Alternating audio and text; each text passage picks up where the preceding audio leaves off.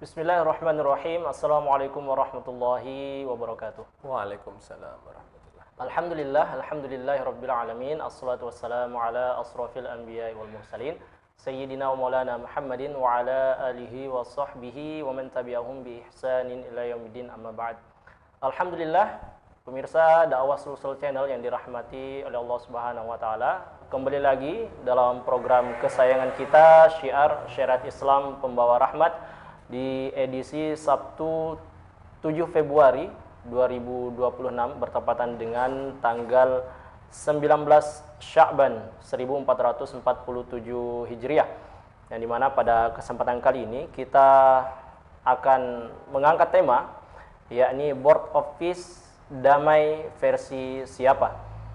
Kita tahu sendiri bahwa beberapa waktu yang lalu Amerika Serikat menginisiasi sebuah pembentukan Dewan Perdamaian yang diikuti oleh beberapa negara, salah satunya itu adalah Indonesia. Tentu ini memunculkan pro dan kontra di tengah-tengah kaum muslimin. Lantas, apakah dengan adanya Board of Peace ini itu bisa membuat konflik Israel dan Palestina betul-betul terselesaikan, atau justru sebaliknya, dengan adanya Board of Peace ini umat Islam, mobil khusus kaum muslimin yang ada di Palestina itu semakin terjajah oleh kepentingan Amerika Serikat dan juga perlakuan dari negara Zionis. Baiklah teman-teman sekalian yang dirahmati Allah Subhanahu wa taala, insyaallah kita akan membahas tema tersebut bersama Al-Ustadz Satria Arif. Beliau merupakan mubalik Kota Makassar. Assalamualaikum warahmatullahi wabarakatuh. Waalaikumsalam warahmatullahi wabarakatuh. Bagaimana kabar Ustaz? Alhamdulillah. Iya. Ini syukur ini karena cuaca juga sering berganti-ganti, kadang panas, kadang hujan Ustaz, ya. Tapi walaupun begitu kita tidak pernah luput memperhatikan kondisi kaum muslimin, ya, khususnya saudara-saudara kita yang ada di Palestina. Baik Ustadz, ini kan kita pahami bersama bahwa bukan hal baru sebenarnya upaya yang dilakukan oleh Amerika Serikat dalam mengeluarkan sebuah keputusan, ya. Tahun lalu juga pernah Amerika menginisiasi sebuah pembentukan atau mengajak negeri-negeri kaum muslimin, yaitu two-state solution, ya, itu tahun lalu pernah terjadi. Namun banyak yang kontra. Tahun ini, awal tahun tepatnya, itu Amerika Serikat membentuk sebuah Dewan Perdamaian, katanya perdamaian, ya, atau disebut dengan Board of Peace. Nah, apakah memang dalam mungkin untuk pengantar dulu Ustaz, dalam pandangan Ustaz sendiri, betul tidak Board of Peace ini itu bisa memberikan perdamaian yang hakiki bagi kaum muslimin di Palestina? Iya, terima kasih. A'udzubillahi minasyaitonirrajim. Bismillahirrahmanirrahim. Assalamualaikum warahmatullahi wabarakatuh. Waalaikumsalam. Alhamdulillah, Allahumma salli ala sayyidina Muhammad wa ala alihi wa sahbihi ajmain. Alhamdulillah, puji syukur kita panjatkan kehadirat Allah Subhanahu wa taala. Kita masih diberikan kekuatan, keistiqomahan untuk sama-sama menikmati bulan Sya'ban yang dimuliakan oleh Allah Subhanahu wa taala. Bulan yang dimana catatan amal kita dinaikkan ke langitnya Allah Subhanahu wa taala, sehingga kita menginginkan saat catatan amal kita dinaikkan, maka kita sedang beramal soleh di bulan itu. Baik. Langsung sepertinya untuk pengantar, pengantar ya. Bahwa memang Amerika itu ingin mengasosiasikan atau memberikan gambaran bahwa mereka adalah penjaga perdamaian dunia. Mereka adalah polisi dunia, sehingga perdamaian yang ada di dunia itu harus dibawa kendali Amerika. Nah, itu yang pertama yang harus dipahami oleh kaum muslimin, sehingga nanti ke depan kita bisa melihat bahwa apakah benar perwajahan yang diinginkan oleh Amerika ini sebagai penjaga perdamaian, betulkah hal tersebut? Ya. Ataukah sebaliknya, dia memiliki dua topeng, satu berwajah lembut, satunya yang disembunyikan di belakang berwajah jahat. Ya. Jadi dan bisa kita saksikan saat ini sepertinya dia pintar memainkan. Ya. topeng tersebut. Di satu sisi tangannya berlumuran darah kaum muslimin, di sisi yang lain kemudian ya menampakkan wajah senyuman atau sebagai pembela di satu sisi. Ya, jadi itu memang Amerika pintar memainkan peran ini. Ya. Bahkan seakan-akan seperti seekor serigala yang kemudian berpidato di hadapan domba-domba bahwa hari ini saya mengumumkan untuk menjadi vegetarian. Ya. Amerika seperti itu nampaknya yang terjadi saat ini. Ya. Dan ya lucunya masih banyak yang percaya, masih banyak yang ikut percaya bahwa ya itulah wajah asli. Padahal tangan Amerika sudah berlumuran darah di Irak, di Afghanistan, terakhir di Suriah. Nah, itu yang harus dipahami oleh kaum muslimin. Bahwa Amerika memang senantiasa ingin memperlihatkan wajah cinta perdamaiannya, tetapi di satu sisi masih mempertahankan gaya koboi-nya. Ya. Saya melihat di situ sebagai ininya. Kemudian yang kedua, pemirsa dakwah channel yang insya Allah dirahmati oleh Allah Subhanahu Wa Taala, Amerika ini pasti kita bertanya-tanya kenapa tidak menggunakan PBB. Nah, itu. Jadi di PBB itu memang Amerika tidak akan bisa se-fleksibel, sedalam di Board of Peace ini mengaturnya. Ya. Di Amerika kan ada pemegang hak veto, di mana ada satu tulisan yang menarik bahwa sekarang dunia itu sudah mulai beralih dari dunia yang unipolar, yang kalau pasca Perang Dunia Kedua itu dunia seakan-akan dipegang oleh Barat ya, Amerika. Setelah Perang Dunia Kedua terjadi dunia yang unipolar. Nah sekarang itu mulai lagi terjadi dunia yang multipolar. Perimbangan kekuatan negara-negara yang pemilik hak veto itu sudah semakin agak merata. Cina, Rusia, Inggris, Prancis itu tidak sedominan Amerika dahulu. Dahulu tidak sedominan yang sekarang, sehingga dengan menggunakan kekuatan PBB saya lihat Amerika tidak akan sekuat di Board of Peace. Nah ini kan kalau kita lihat apa yang terjadi dokumen di Board of Peace itu, Amerika memegang peranan penting. Ya, semua di bawah kendali Trump bahkan sebagai ketua yang dari ini. Jadi sehingga saya lihat itu, jadi dia Amerika menggunakan Board of Peace ini agar dia bisa lebih leluasa menggerakkan segala potensinya yang dimiliki Amerika utamanya di Palestina. Nah itu dua poin ini yang mungkin sebagai titik untuk kita masuk ke depan. Iya. Baik, wah ini saking excitednya ini membahas tema Board of Peace sampai lupa menyapa pemirsa ini. Baik, pemirsa Dakwah Sulsel Channel yang dirahmati Allah Subhanahu Wa Taala, kami mengajak ya untuk like, share, subscribe channel Dakwah Sulsel agar Dakwah Sulsel itu semakin banyak disaksikan oleh masyarakat di luar sana, khususnya masyarakat Sulawesi ya. Dan juga tentunya apabila ada di antara pemirsa sekalian yang memiliki pertanyaan ya seputar tema yang diangkat pada sore hari ini, yaitu Board of Peace damai versi siapa, itu bisa ditanyakan langsung di chat komentar. Nah, insya Allah akan kita jawab ya, karena kita akan diskusi kurang lebih 1 jam ya, jadi cukup lama ya. Nah, baik Ustadz, ini pertanyaan selanjutnya, apakah memang ada pola kezaliman dan agresi Amerika dalam berbagai intervensi militernya, Ustaz, di dunia termasuk di Palestina? Betul. Ya, jadi pertanyaan ini akan sangat menarik untuk kita kupas.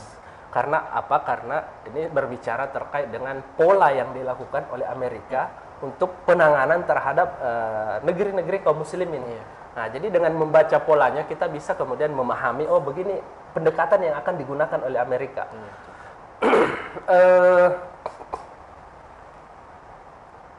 Pasca Perang Dunia Pertama, gaya imperialisme itu tidak lagi dengan imperialisme militer, tetapi dengan soft imperialisme. Ya, jadi dengan imperialisme ekonomi, sosial, politik dan lain sebagainya. Nah, tapi saya melihat belakangan ini agak berubah kembali ke pendekatan militer. Agak ini sih untuk negara-negara yang bisa dihegemoni dengan pendekatan non militer dia pakai itu.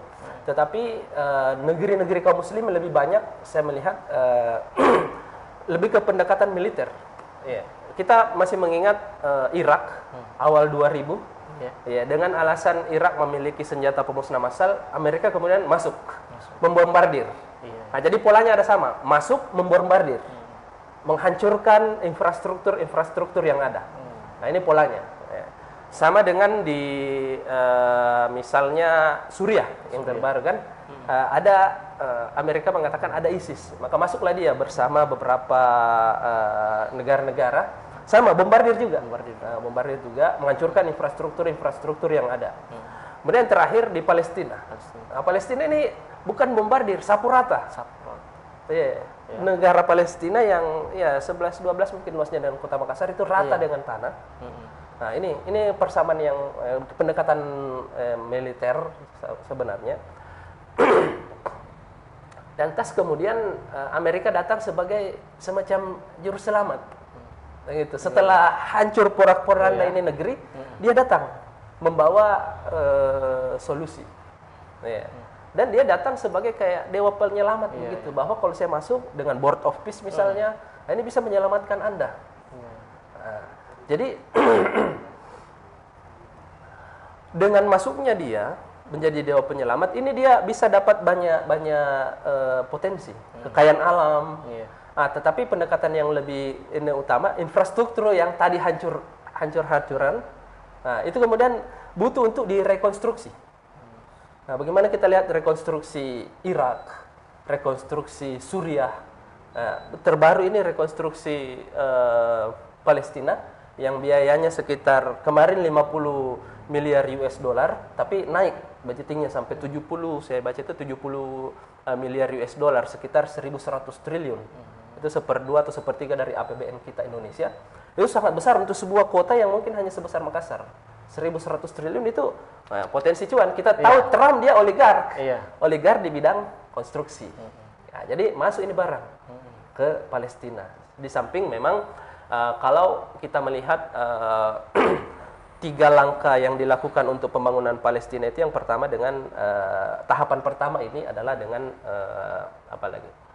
bahasanya itu penyelesaian problematika kemanusiaannya. Jadi pengungsian dan lain sebagainya ini diselesaikan terlebih dahulu. Kemudian yang kedua nanti tahapannya itu membangun infrastruktur dasar, jalan, jembatan, konstruksi gedung dan sebagainya. Yang ketiga yang jangka panjang. Ini pasti masuk di bidang sosial. Akan disuntikkan nilai-nilai demokrasi di dalamnya, nilai-nilai HAM di dalamnya. Ini justru sangat berbahaya bagi kaum muslimin. Jadi seakan-akan kaum muslimin itu dibombardir, dihancurkan negerinya, kemudian ditanamkan gaya hidup baru. Nah, itu sangat berbahaya karena anak cucu ke depan itu tidak lagi melihat bahwa kakek-kakeknya dulu seorang muslim. Nah, itu yang berbahayanya. Apa yang dilakukan oleh Amerika saat ini. Berarti mirip-mirip seperti yang dilakukan oleh Mustafa Kemal dulu ketika khilafah itu runtuh, Ustaz. Betul. Dia cuma kan Amerika ini ada tadi masuk pendekatan militeristik menghancurkan. Kalau Kemal dulu dia tidak, tapi take over power, mengambil kekuasaan, tapi tetap dia juga mengubah budaya.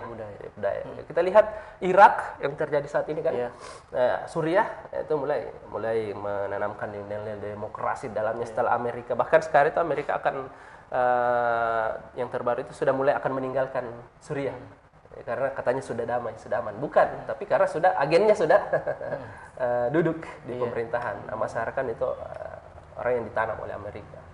Seperti itu. Nah, sama dengan Palestina, otorita yang menangani Palestina nanti semua di bawah arahan Trump. Dan kita tahu pemilik asli di sana, Hamas salah satunya, itu tidak dilibatkan di dalam rekonstruksi jangka panjangnya. Nah, itu sangat berbahaya. Baik, berarti memang betul di awal tadi Ustadz menyampaikan bahwa memang Amerika Serikat sebagai negara adidaya itu dia bisa bermuka dua, bisa bermuka dua. Di satu sisi dia berlumuran darah, di satu sisi dia membawa obat, ya kita anggap obat untuk menyelesaikan konflik Israel Palestina. Ya, ya memang cukup miris ya, khususnya bagi orang-orang yang masih percaya ya, masih berharap dengan apa yang digagas oleh Amerika ya berupa board office. Baik Ustaz, pertanyaan selanjutnya, mengapa board office itu disebut sebagai kedok penjajahan gaya baru, Ustaz? Ya, atas Gaza, bukan solusi perdamaian. Kenapa betul seperti itu? Jadi itu sebagaimana yang saya paparkan atau utarakan tadi, bahwa Amerika itu memang menggunakan imperialisme sebagai metodologi dalam menyebarkan ideologinya, penjajahan. Cuma nanti ada disebut sebagai cara-cara atau uslub-uslub di dalam menjalankan metode tadi. Jadi Amerika itu negara ideologis, negara yang memiliki ideologi. Jadi dia akan cerdas di dalam memilih step-step, langkah-langkah kebijakan-kebijakannya. Nah, sama dengan yang dilakukan oleh Palestina, Amerika melihat bahwa kekuatan akidah, yakni Islam, penduduk Palestina itu sangat kuat. Akidah ini kalau tidak dikeruk, direkonstruksi dari dasarnya, kemudian dihilangkan dari benak kaum muslim di sana, itu perlawanan itu akan tetap hidup. Jadi ini upaya jangka panjang yang ingin dilihat oleh Amerika. Makanya dia melibatkan negeri-negeri muslim di sekitarnya. Kalau di Suriah kan tidak dipakai pendekatan itu. Irak dia tidak dipakai pendekatan ini. Ini ada agak beda pendekatannya karena tadi kekuatan akidah yang dimiliki oleh saudara-saudara kita di Palestina. Sehingga harus melibatkan bahkan negeri yang jauh dari seberang, Indonesia misalnya, untuk masuk dalam kontestasi Board of Peace. Kita tahu bahwa orang-orang Palestina melihat orang Indonesia itu adalah sebagai penolong mereka, saudara jauh mereka, dan sangat bangga dan kagum dan sangat menghormati kita orang-orang Indonesia, sehingga mereka pintar mengerangkul orang penguasa Indonesia untuk masuk dalam Board of Peace dalam rangka apa? Menarik hati kaum muslimin di sana. Karena kalau Amerika yang langsung turun tangan itu pasti dia ditolak. Seperti itu. Jadi Amerika sangat cerdas dalam memainkan pion-pion yang ada di sekitarnya, memainkan Mesir dan negeri-negeri muslim di sekitarnya. Luar biasa. Berarti memang untuk Indonesia sendiri, Ustaz, ini berarti dalam tanda kutip, Ustaz, diperalat agar bagaimana mendapatkan dukungan khususnya dari masyarakat Palestina. Betul. Jadi di situ kita harus pintar-pintar melihat, punya cara pandang yang ideologis juga, jangan sampai kita tidak sadar. Maka salah satu bentuk upaya kita, contoh momentum kali ini, dakwah sosial ini, siar ini, kita mensiarkan agar saudara-saudara kita itu segera sadar bahwa ini bukan jalan, karena berdampingan dengan Amerika itu bukan jalan yang benar di dalam memberikan pertolongan kepada saudara kita di Palestina. Mungkin ini ada masih menyinggung tadi, Ustaz, karena kan Indonesia terlibat ini, dan beberapa mungkin 2-3 hari yang lalu, Ustaz, ada dukungan dari beberapa ormas, termasuk juga yang terbesar di Indonesia. Mereka mendukung dan juga mendaftar juga, luar biasa, dananya 17 triliun ini untuk masuk di Board Office. Bagaimana respon Ustaz ini atas dukungan dari ormas Islam ini, Ustaz? Satu poin yang kami sempat baca beberapa waktu yang lalu, bahwa ada peluang untuk Indonesia menarik diri dari Board of Peace ini, kalau beberapa poin di dalam Board of Peace ini tidak sesuai dengan tuntutan. Itu kan ada di klausul-klausul itu. Nah, kami ingin masuk di situ bahwa sudah jelas Amerika itu adalah biang kerok dari kejahatan di dunia ini, berlumuran darah, itu kayak tidak akan jauh dari apa yang selama ini dia lakukan.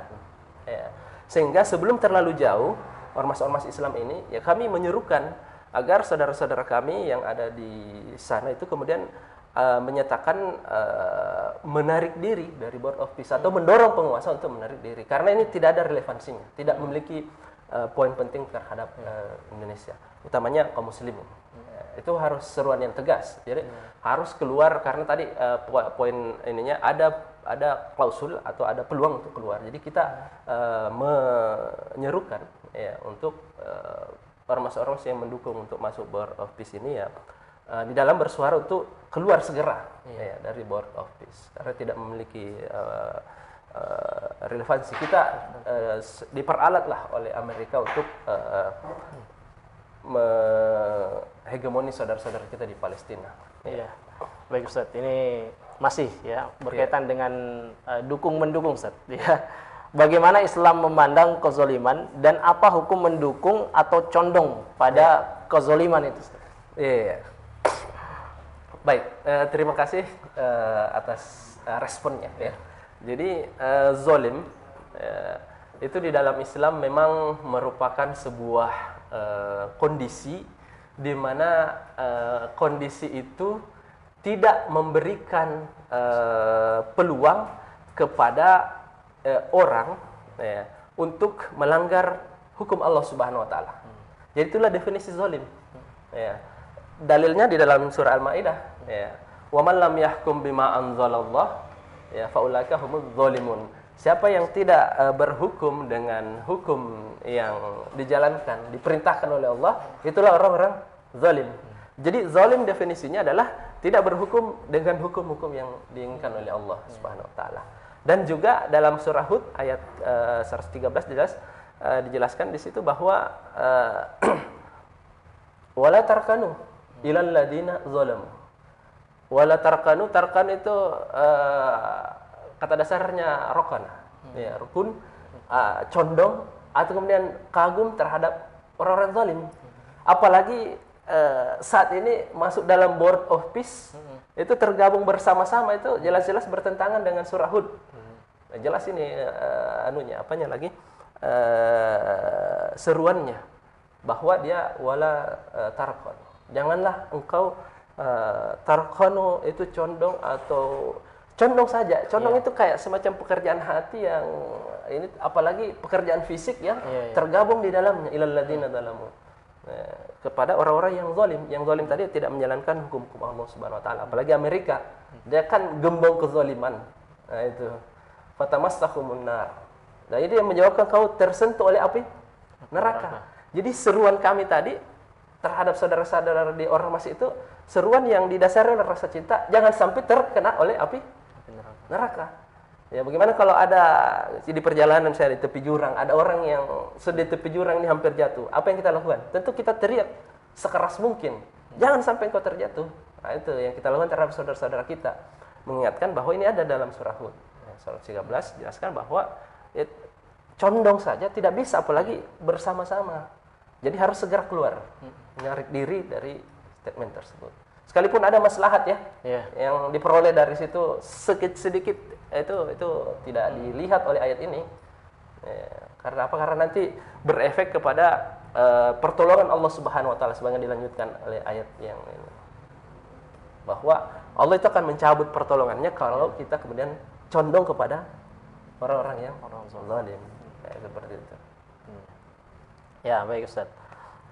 Kembali ya kita mengingatkan ini saudara-saudara kita yang mendukung ya, yang mendukung apalagi yang terlibat langsung ya dalam board of peace ini ya, dalam artian ya kelompok-kelompok apapun itu yang secara terang-terangan mendukung ya segera menarik diri agar apa? Ini bukan berarti kita benci ya, melainkan ini sebagai bentuk kasih sayang kita sebagai sesama muslim bahwa mendukung atau bahkan condong sekalipun pada orang-orang yang berperilaku zalim, apalagi dalam hal ini sudah jelas ya track recordnya Amerika Serikat itu banyak melakukan kezaliman, jadi otomatis harus lebih cepat lagi kita menarik diri dari board of peace ini. Ya baik, untuk pemirsa sekalian ya kembali kami ingatkan apabila ada yang ingin ditanyakan untuk tema kita pada sore hari ini yaitu board of peace damai versi siapa, itu bisa langsung ditanyakan di chat komentar ya. Nah, bisa bertanya kalau banyak pertanyaannya bisa langsung di chat ya, di kolom komentar. Baik Ustadz, pertanyaan selanjutnya itu apa konsekuensi syar'i dan politik bagi negara, penguasa atau pihak yang mendukung agenda Amerika dalam isu Palestina? Ini pertanyaan seperti anak tangga ya. Iya, betul. Semakin naik levelnya. Iya, tentu menjawab itu agak sedikit lebih berat ya. Tapi saya suka pertanyaannya bahwa seperti apa konsekuensi saya dengan pendekatan ayat tadi itu berkonsekuensi ya sebagaimana disampaikan, bukan kita yang menyampaikan tapi Allah Subhanahu wa taala sendiri menyampaikan ya fatamassakumun nar. Itu ngerinya di situ. Itu yang akan menyebabkan kamu tamassakun nar. Ya, tamassakun nar itu disentuh oleh api neraka. Sedangkan api neraka itu tercium dari 40 tahun perjalanan. Bau busuknya. Ya. Bagaimana kalau kita tercium saja dari 40 tahun perjalanan, baunya sangat bau. Ya. Luar biasa ini. Iya. Tapi kalau kita cenderung kepada orang zalim itu kita disebabkan oleh tersentuh oleh api neraka. Jadi ini konsekuensi agamanya. Konsekuensi politisnya adalah saya melihat Indonesia karena negara ya. Indonesia itu akan sebenarnya karena selama ini kita mengetahui bahwa Indonesia menganut politik luar negeri bebas aktif, ya, tidak terikat oleh blok-blok tersendiri. Nah, kalau dia masuk dalam Board of Peace ini, nah, itu akan condong kepada satu negara Amerika. Nah, itu jadi dia punya konsekuensi politik dengan negerinya sendiri. Ya, belum lagi dengan pertemanan dengan negeri luar, ya kan? Board of Peace ini yang dia cenderung ke Amerika. Sedangkan Indonesia itu bisa berteman dengan Rusia, Cina, Inggris, Perancis atau negara-negara Eropa yang lain. Nah ini pasti akan dilihat oleh persahabatan negara-negara sahabatnya itu akan memiliki konsekuensi. Bisa jadi kita mengatakan negara ini mengatakan bahwa bebas aktif, tetapi dengan masuknya dia ke dalam itu berarti sudah tidak bebas lagi, sudah condong kepada satu komunitas internasional tertentu yang Board of Peace dipimpin oleh Trump ini. Nah, di situ saya lihat konsekuensi agamanya dan negaranya. Iya. Dan itu sangat besar ya, dua-duanya karena pendekatan religiusnya transendental agamanya itu neraka. Iya. Pendekatan negaranya itu ya apalagi pergaulan internasional itu bisa dikucilkan. Nah, itu besar konsekuensinya terhadap rakyat negara Indonesia. Berarti memang harus betul-betul pemimpin yang berani, Ustaz. Iya, ya, betul. Untuk bisa menarik diri dari ya bukan hanya Board of Peace, tapi segala wadah yang dibentuk oleh negara-negara adidaya. Betul. Ya, itu tentunya ya semoga lah kita doakan ya. Kita doakan semoga pemimpin kita itu memiliki keberanian. Ya, baik. Pertanyaan selanjutnya, Ustaz, mengapa kecaman moral, diplomasi dan hukum internasional tidak cukup untuk menghentikan kezaliman global dari Amerika Serikat, Ustaz? Iya. Amerika itu negara ideologis yang memiliki tujuan-tujuan ideologis. Dia ingin menanamkan pemahamannya, ideologinya, demokrasi, HAM, sekularisme di tengah-tengah kaum muslimin. Jadi ya seruan atau kemudian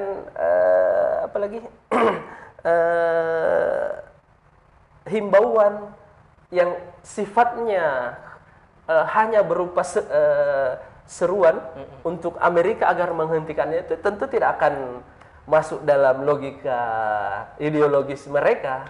Begitu, karena kita tahu bahwa Amerika menjadikan imperialisme, penjajahan sebagai bentuk atau cara untuk menyebarkan pemahamannya. Jadi kalau kita berteriak, hentikan kau menyebarkan pemahamanmu, itu kan sama halnya dengan melarang kaum muslimin berdakwah begitu, tidak akan didengarkan. Amerika itu hanya bisa dihentikan dengan cara yang bisa dia pahami, dengan logika yang bisa dia pahami.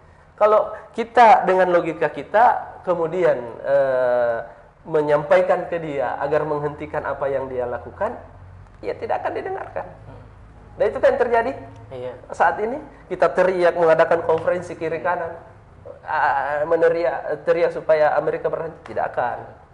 Ya, tidak berefek. Jadi Amerika hanya mengenal logika ya, yang dia jalani sendiri. Ya. Logika apa yang dia jalani saat ini ya logika imperialisme, penjajahan. Jadi memang yang dilakukan oleh umat Islam khususnya saat ini Ustadz, bahkan beberapa tahun terakhir sudah sering dilakukan pengecaman, demonstrasi, konferensi dan seterusnya tidak mempan. Berarti apa Ustadz? Harus lebih tepatnya grade-nya dinaikkan. grade-nya dinaikkan. Grade-nya dinaikkan. Sebentar, ada spill-spillnya sebentar. Biar lebih seru. Iya, baik. Kayak anak tangga tadi kan. Kita betul, jangan langsung ke puncak. Betul, nanti kayak jatuhnya itu kurang. Iya. Ya, baik. Ini mungkin Ustadz, kalau solusi yang ditawarkan oleh Amerika Serikat dan juga oleh negara-negara pendukungnya itu kan adanya board of peace ya untuk menyelesaikan konflik Israel Palestina. Dalam Islam sendiri Ustadz bagaimana solusi yang bisa menyelesaikan konflik Israel Palestina ini Ustadz? Iya. Akhirnya kita sampai kepada ini logika yang bisa dipahami oleh Amerika. Ya. Jadi Amerika itu kan tadi logikanya logika militer, logika politik, logika ekonomi. Dia komprehensif begitu. Dia kalau mungkin bahasanya Islam kafah dia dalam menggunakan seluruh pendekatan untuk melakukan imperialisme. Nah, sedangkan kita kaum muslimin tadi dengan dakwah, dengan seruan, dengan kecaman dan lain sebagainya itu baru satu pendekatan. Pendekatan verbal. Dia sudah pakai ribuan pendekatan. Makanya satu-satunya cara untuk melawan apa yang dilakukan oleh mereka adalah bahasa yang dipahami. Sama, kalau dia pakai 1000 cara, kita juga harus menggunakan 1000 cara. Kalau dia pakai pendekatan instrumen negara yang didasarkan oleh sebuah ideologi, maka kaum muslimin juga sebenarnya memiliki hal tersebut. Kaum muslimin memiliki sebagaimana apa yang dibangun oleh Rasulullah SAW di Madinah. Rasulullah SAW saat perjanjian Hudaybiyah itu kan sudah memiliki konstitusi. Jadi apple to apple, state to state, negara dengan negara yang kemudian melakukan sebuah perjanjian. Bukan, dia tidak apple to apple, state with government dengan organisasi misalnya. Ya tidak seperti itu. Ya Rasulullah SAW itu seorang politikus yang cerdas dan tahu kapan melakukan sebuah manuver politik. Perjanjian Hudaybiyah yang dilakukan oleh beliau itu adalah dia sebagai kepala negara. Kaum muslimin itu memiliki juga konstitusi, dan Amerika itu baru paham logika. Kalau kita seperti itu, apple to apple, berlogika. Kalau hanya suruhan kiai, ulama, mufti tidak akan didengarkan. Tapi coba jenderal perang yang menyerukan, berseru kepada jenderal perang Amerika. Nah, itu pasti akan direspon. Nah, itu kaum muslimin di situ. Harus visinya kita antarkan ke sana. Agar ini barang menjadi setara ya, seimbang dulu. Karena sekarang sangat tidak seimbang Amerika dengan hegemoni imperialisme globalnya, bisa memainkan militer, politik, ekonomi dan sebagainya menghadapi kaum muslimin yang terpecah-pecah. Nah, itu tidak akan bisa. Baik, Ustaz. Iya. Sebutkan nama konstitusinya, Ustaz. Apa nama konstitusinya, Ustaz? Nah, itulah yang kemudian harus dilihat oleh kaum muslimin, bahwa kaum muslimin dahulu punya histori, punya kemampuan untuk mengusir penjajah. Tentu dengan logika yang, kalau Amerika pakai logika militer, kita juga pakai logika militer. Dia pakai logika ekonomi, kita pakai logika ekonomi. Dia pakai pendekatan sosial, kita juga pakai pendekatan logika sosial. Biar seimbang ini pertarungan. Kaum muslimin itu dahulu melakukan sebagaimana Rasulullah SAW juga melakukannya. Ya kan, berapa perang setelah konstitusi kaum muslimin, Rasulullah mendirikan daulah Islam di Madinah, itu kemudian barulah bisa melayani perang negeri-negeri sekitarnya. Sebelumnya belum bisa. Nah, sampai sekarang, sama dengan sekarang, bukan sampai sekarang, sama dengan sekarang, kita itu kemudian baru bisa melayani Amerika kalau Iran bersatu dengan Palestina, Palestina bersatu dengan Mesir, Mesir bersatu dengan Yaman, Ya kan dulu pernah bersatu Iya. di bawah seorang khalifah. Ya, di mana dalam ajaran Islam khalifah ini juga bab tersendiri di dalam fikih. Ini baru bisa setara ini perang kalau bahasanya kan. Iya. Ya, kalau tidak dengan seperti itu, tidak ada khalifah yang memimpin kaum muslimin, itu sebagaimana yang kita lihat saat ini, hanya Presiden Prabowo misalnya, Erdogan atau beberapa pemimpin-pemimpin Arab. Ya, itu tidak akan bisa membawa visi kaum muslimin. Kecuali misalnya selevel nama Sultan Abdul Hamid yang seorang khalifah yang memimpin khilafah saat itu baru bisa melakukan perlawanan yang kuat. Dan saat ini itu yang dibutuhkan kaum muslimin, adanya seorang khalifah di dalam pemerintahan khilafah itu yang akan mengumumkan bahwa Amerika mau main apa, mau main militer kita layani, mau main politik, mau embargo ekonomi kita layani. Ada tidak yang berani seperti itu? Nah, belum ada. Ya, maka itu yang harus diadakan, semangat itu, visi itu, spirit itu kepada anak-anak cucu kaum muslimin kita ini. Itu yang harus dimiliki oleh kaum muslimin saat ini, keberanian itu. Masya Allah. Ini berarti adanya pemimpin yang tadi Ustaz bilang khalifah ya Ustaz ya, dan juga adanya konstitusi yaitu khilafah. Ya. Nah, dan FYI saja untuk pemirsa sekalian ya, mungkin bagi yang baru mendengar istilah khilafah ya, bahwa khilafah itu sebenarnya bukan istilah yang asing bagi kita umat Islam. Di dalam khazanah keilmuan Islam atau mungkin yang pernah membaca atau pernah mengkaji kitab fikihnya Ustadz Sulaiman Rashid ya, itu kalau kita pelajari ternyata ada pembahasan tentang khilafah di situ. Berarti memang ini bukan sesuatu yang baru di tengah-tengah kaum muslimin. Nah, baik Ustadz, ini mungkin pertanyaan pamungkas. Pertanyaan pamungkas ya. Selain tadi Ustadz juga menyinggung masalah historis ya, berkaitan dengan Rasulullah mendirikan sebuah negara di Madinah, kemudian itu menyebar luas ke seluruh penjuru dunia. Mengapa sistem khilafah itu dipandang sebagai solusi sistemik dan strategis untuk melawan kezaliman global Amerika Serikat? Ya, betul. Wajar menjadi pertanyaan pamungkas dari studio. Di luar studio mungkin akan lebih banyak lagi pertanyaan. Tetapi kenapa khilafah ini menjadi sebuah solusi sistemik? Karena dengan aransemen dari seorang khalifah lah, dia bisa memainkan seluruh lini potensi sumber daya alam dan sumber daya manusia yang dimiliki oleh kaum muslimin. Seorang khalifah bisa memerintahkan jenderal perangnya dari Mesir untuk menyerang Amerika yang ada di Palestina. Seorang khalifah bisa memerintahkan Kopassus yang ada di Indonesia untuk terbang ke Palestina membela saudara-saudaranya. Seorang khalifah lah yang bisa kemudian menyatakan semua choke point strategis di wilayah kaum muslimin yang dilalui oleh kapal perang Amerika harus ditutup. Itu khalifah yang bisa melakukannya. Sehingga itulah kenapa dia sangat strategis, perlu ada. Saat ini tidak ada yang menjadi apalagi orkestra itu tidak bisa terwujud. Karena ya satu bilang A, satu bilang B, satu bilang C dan tidak tahu siapa yang diikuti. Kaum muslimin tercerai-berai saat ini. Ya, itulah yang dibutuhkan saat ini, bahwa kaum muslimin harus memiliki seorang yang mengorkestra bentuk perlawanan. Toh Amerika juga punya Donald Trump yang mengorkestra konstelasinya, ya kan? Masa kita tidak memilikinya? Ya, biar fair ini barang, ya harus ada masing-masing, biar perangnya jadi enak ditonton. Kalau gitu bahasa sederhananya, dia apple to apple. Kalau sekarang kan ya jadi korban kaum musliminnya, karena apa? Ya dia sudah main dengan negaranya, superpower. Kita dengan negara-negara yang terpecah belah, yang tidak bersatu.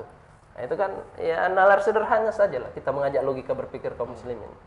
Tidak usah pakai dalil-dalil yang kuat atau rajih apa. Tapi kalau mau lebih dalil ya banyak kali karangan-karangan ulama yang kemudian menunjuk kepada kita untuk senantiasa mengangkat seorang dalam sebuah kitab disebut sebagai Imamul Uzmah, seorang imam yang azim, tinggi, yaitu seorang khalifah.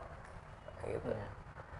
Ya, jadi tadi Ustadz sudah menjelaskan ya kepada kita bahwa memang tidak perlu lagi dalil yang apa istilahnya kuat, rojih atau apapun itu, yang dimana sebenarnya kita umat Islam secara realitas memang butuh seorang pemimpin yang mampu mengomandoi pasukan-pasukan kaum muslimin saat ini untuk membebaskan saudara-saudara kita yang ada di Palestina. Jadi makanya memang keberadaan sistem khilafah ini sangatlah urgen sekali bagi kaum muslimin saat ini. Bukan hanya untuk Palestina, tapi juga untuk kita umat Islam di Indonesia. Baik Ustadz, ya nampaknya ada pertanyaan ini Ustadz dari pemirsa ya. Dari @nanana Hafid7V ini namanya nih Ustadz. Canggih ya, diisi banget.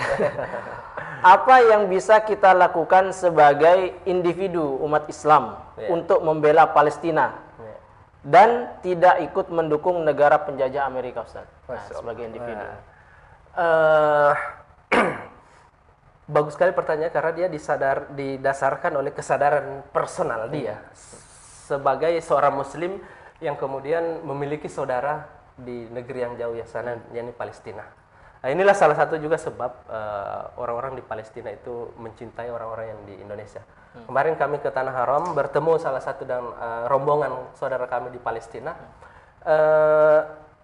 Saking cintanya beliau dengan orang Indonesia, pasti asal bertemu dengan orang Indonesia memeluk dan menangis. Nah, itu salah satu kelebihan yang kita miliki. Ini penanya ini juga memiliki perasaan seperti itu. Dia sebagai seorang person individu yang memiliki kecintaan, bertanya bagaimana caranya.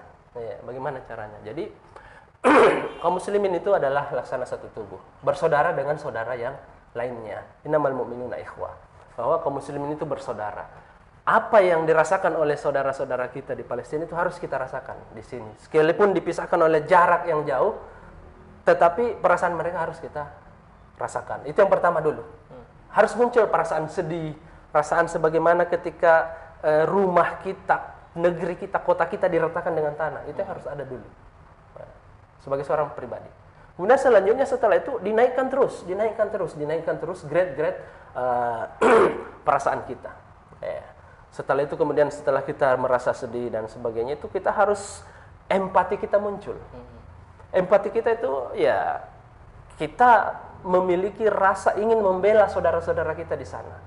Mungkin karena kita jauh dengan doa, dengan donasi itu tetap dilakukan. Apalagi dengan aktivitas-aktivitas yang kemudian nantinya akan membuat saudara kita di Palestina bisa dibebaskan. Contoh misalnya bagaimana yang dibutuhkan oleh dunia saat ini adanya pemimpin kaum muslimin yang mengorkestra tadi perlawanan terhadap Amerika di Palestina, ya bergabung diri secara pribadi kepada upaya-upaya tersebut untuk mewujudkan seorang khalifah yang adil di muka bumi ini. Itu adalah upaya personal yang bisa kita lakukan. Mencari kemudian berupaya mencari tempat kajian, pengajian atau diskusi-diskusi yang kemudian di mana diskusi-diskusi itu adalah bertujuan agar bisa membela saudara-saudara kita di Palestina. Itu adalah salah satu bentuk jihad kita, upaya kita secara personal ya. Kan tadi pertanyaan secara personal. Nah, sehingga ada tautan antara kita sebagai seorang personal dengan secara komunal tadi, karena kita melihat perjuangan saudara-saudara kita. Namanya berjuang itu kan tidak ada yang personal. Personal berkumpul menjadi sebuah komunitas, menjadi komunal. Banyak sekarang yang kaum muslimin yang berkomunitas untuk kemudian memperjuangkan Palestina. Ya, kemudian memperjuangkan seorang khalifah agar khalifah lah yang mengirim pasukan untuk membebaskan Palestina. Itu adalah upaya, salah satu juga upaya yang paling bisa mencapai tujuan dengan cepat dan tepat untuk saat ini.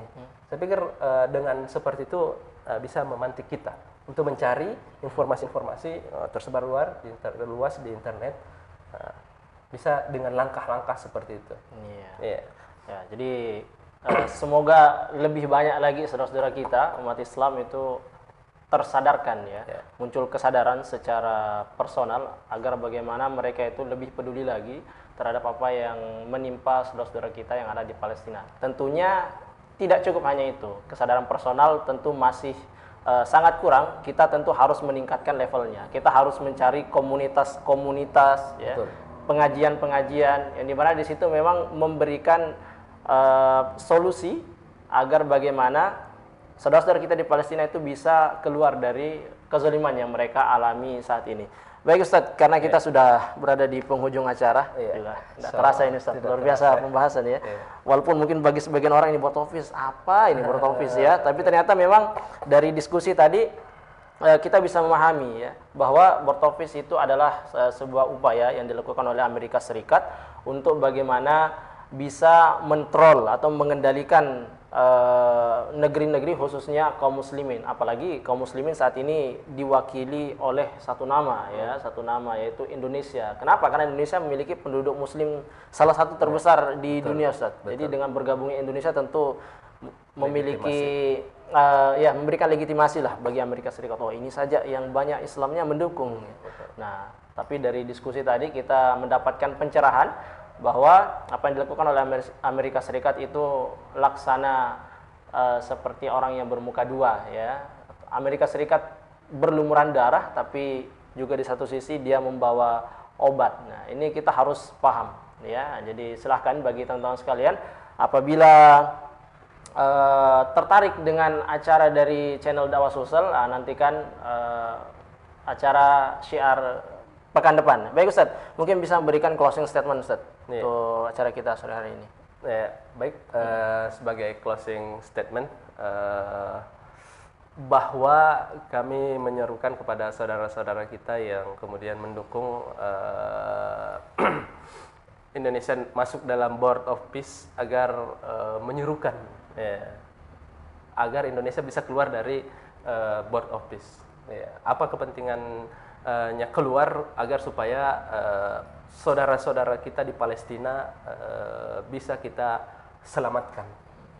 Mungkin ada maslahat, tapi itu maslahat sementara. Cara menyelamatkan saudara-saudara kita yang di Palestina adalah dengan diangkatnya seorang khalifah, di mana khalifah ini memerintahkan jenderal perang untuk memerangi Amerika.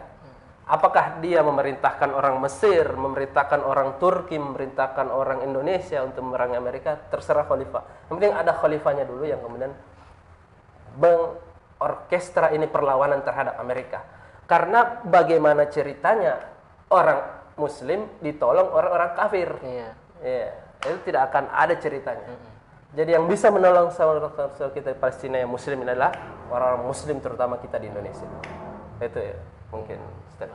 Syukran jazakallah khair Ustaz atas waktu dan ilmunya. Semoga apa yang kita saksikan pada sore hari ini bisa memberikan pencerahan kesadaran bagi kita umat Islam agar senantiasa lebih semangat lagi dalam mendukung saudara-saudara kita yang ada di Palestina, tentunya bukan mendukung didirikannya Board of Peace ini. Insya Allah kita akan bertemu pekan depan di agenda syiar, tentunya dengan tema-tema terbaru. Nah, saya Adi Kurniawan beserta kru yang bertugas mohon undur diri. Assalamualaikum warahmatullahi wabarakatuh. Waalaikumsalam.